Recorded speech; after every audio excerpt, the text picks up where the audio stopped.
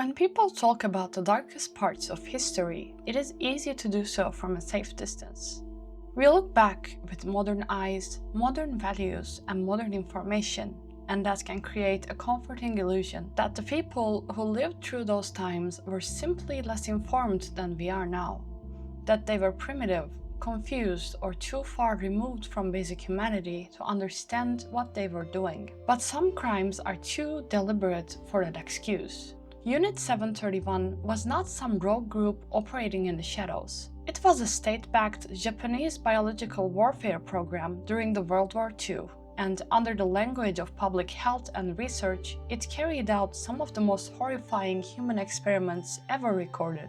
The victims were not numbers on a page. They were prisoners, civilians, children, women, soldiers, and entire communities caught in a system that treated human life as disposable material. Before we go any further, I need to clarify what this video contains. We are talking about torture, disease testing, forced experimentation, starvation, vivisection, and the mass killing of innocent people. There is no humor in this story, no relief, and no comforting ending. If this kind of subject matter is too heavy, stepping away now is completely understandable. Because what happened here is not just disturbing. It is one of the clearest examples of what happens when ideology, war, and institutional cruelty are allowed to consume everything else. To understand Unit 731, we need to start with the mindset that made it possible. In the early 20th century, Japan was aggressively expanding its military power, especially across the mainland China. At the same time, global warfare was changing. By 1925, the Geneva Protocol had banned the use of chemical and biological weapons. But that did not stop every nation from exploring them in secret. Japan was one of the countries that saw that ban less as a moral boundary and more as a technical obstacle. Their logic was simple. If biological weapons could be developed, they needed to be tested. And testing them on animals could only tell them so much. So, as Japan pushed deeper into China during the 1930s, military researchers began laying the groundwork for a program that would eventually become Unit 731. One of the central figures in the process was Shirō Ishii, a Japanese army doctor and bacteriologist who argued that Japan needed to move aggressively into biological warfare before the rival powers. In 1932, Ishii was placed in charge of the Army Epidemic Prevention Research Laboratory. Publicly, the mission sounded benign, even noble: disease prevention, military medicine, protection against outbreak. But in reality, it was a cover. The laboratory was not designed to stop biological warfare, it was designed to develop it. And because war was already raging in China, the people living there became the easiest and most vulnerable target for what came next.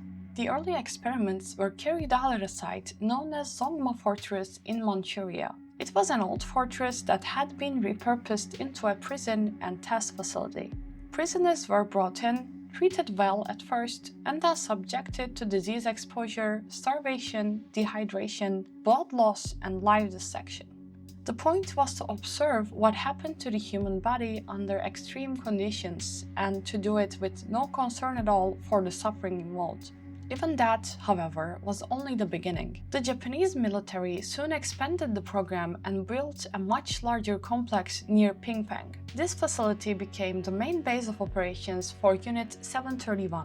It was enormous, containing more than 150 buildings spread across multiple square miles, and it was designed to hide what was happening inside. There was even a fake above-ground entrance built for show, a kind of public-facing front meant to create the illusion of normal industrial activity.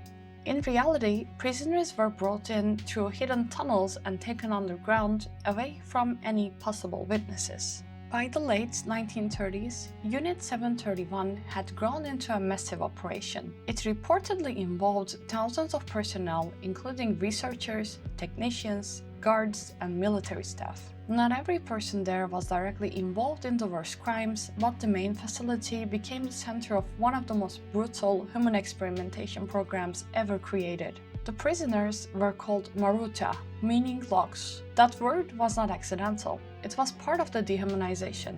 They were not seen as people, they were treated as raw material.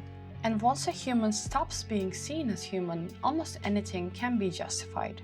Prisoners came from all over occupied territory, especially China, but also from Korea, Mongolia, Russia, and even from among Japanese political prisoners. Many were transported in sealed vehicles so they would not know where they were going, and when they arrived, they were blindfolded, taken underground, and placed into cells. Some were injected with diseases immediately. Others were kept alive and healthy at first, only so the researchers could observe how the body changed after infection, malnutrition, or trauma. The average survival time for a prisoner was incredibly short. For many, it was days, while for others, it was weeks. Very few lasted longer. And what happened to them was not limited to one kind of experiment. Some prisoners were used in weapon tests. Grenades were thrown among groups of people at different distances to measure killing range.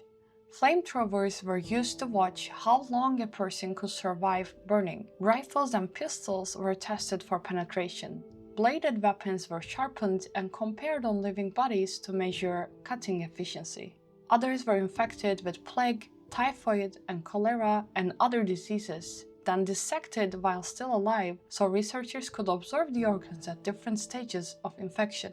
Outside the facility, the testing became even worse. Unit 731 carried out field experiments in occupied Chinese cities and villages. Plague-infected fleas were released into communities. Water supplies were contaminated. Diseases were spread deliberately through populations that had no idea they were being used in an experiment. These were not isolated incidents, but organized attacks. Tens of thousands of people are believed to have died as a result of this program, and the true number may never be known because many records were destroyed before the war ended. The cruelty of Unit 731 was not just scientific, it was theatrical. It was sadistic.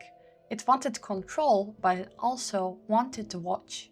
And this is what makes some of the lesser-known accounts unbearable. There are records of experiments on freezing, pressure chambers, centrifuges, dehydration, and limb damage. Prisoners were exposed to extreme cold to see how quickly tissue failed. Limbs were frozen and then broken to study frostbite injury. Others were placed in low-pressure chambers until their bodies gave out. Still, others were crushed, burned, or injected with foreign substances like horse blood or seawater just to observe the reaction. Some experiments were performed on pregnant women. Some involved forcing sexual transmission of diseases, and some involved using infants in freezing trials. And in many cases, subjects were vivisected while still conscious. And that word needs to be said plainly. Conscious. This was not simply death. It was active, deliberate, and repeated suffering. And perhaps the worst part of all is that not every participant in the system was blind to the humanity of the victims. There are accounts of guards and staff who understood, at least in moments, that they were dealing with real people. One story in particular has stuck with people because of how small it is compared to the scale of everything else. A staff member reportedly helped 2 female prisoners get a mirror so they could see their own faces again. That one act matters because it proves something awful. Some of the people inside the system knew these prisoners were still human beings, and the cruelty still continued. That is what makes Unit 731 so hard to process. It is easier to imagine evil as ignorance. It is easier to imagine the perpetrators as people who simply did not know better. But this program shows something worse. It shows what happens when people know, understand, and continue anyway. By the end of the war, Japan was desperate. There were plans to use biological research developed by Unit 731 against the United States, including a proposed plague attack on San Francisco. The operation never happened, partly because the war ended before it could be carried out. As Japan began to lose, the facility tried to erase itself. Prisoners were killed, records were burned, buildings were destroyed.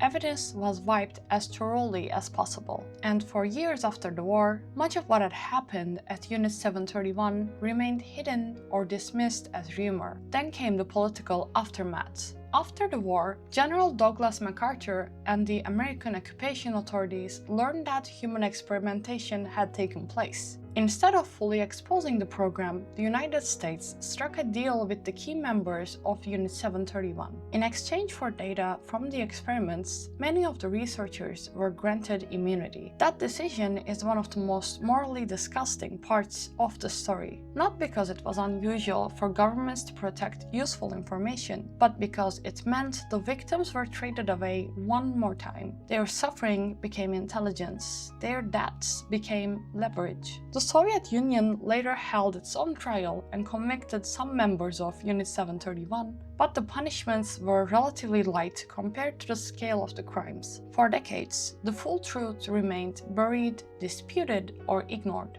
Only much later did Japanese historians, researchers, and declassified records start forcing the story into the open.